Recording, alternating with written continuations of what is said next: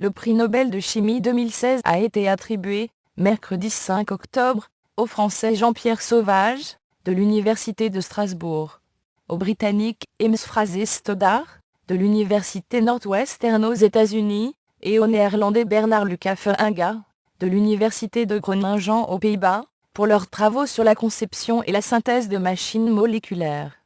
Les trois chercheurs à l'honneur ont amené les systèmes moléculaires vers des états où, remplis d'énergie, leurs mouvements peuvent être contrôlés, a expliqué le jury Nobel, précisant: le moteur moléculaire se trouve aujourd'hui au même stade que le moteur électrique dans les années 1830, lorsque les scientifiques exposaient des manivelles et des roues, sans savoir que cela mènerait aux traces électriques, au lave-linge, aux ventilateurs et aux mixeurs.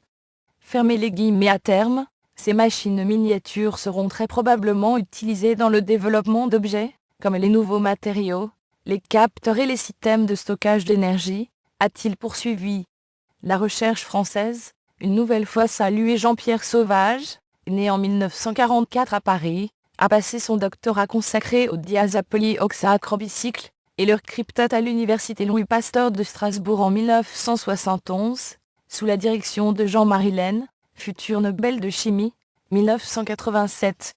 Après un post-doctorat à l'université d'Oxford, il revient à Strasbourg, où il est nommé directeur de recherche, CNRS, en 1979, puis professeur émérite en 2009, au sein de l'Institut de sciences et d'ingénierie supramoléculaire, une unité mixte de l'Université de Strasbourg et du CNRS. Il est l'auteur ou le co-auteur d'environ 500 articles scientifiques. Il avait reçu, parmi d'autres distinctions, la médaille d'argent du CNRS en 1988 et la médaille Blaise Pascal de chimie de l'Académie européenne des sciences. Il est membre de l'Académie des sciences françaises depuis 1997. Il a déclaré, après l'annonce du comité Nobel, être très surpris et éprouver une grande joie. Le Premier ministre l'a félicité sur Twitter. Le dernier des Nobel en sciences naturelles, le prix s'accompagne d'une récompense de 8 millions de couronnes, 832 000 €.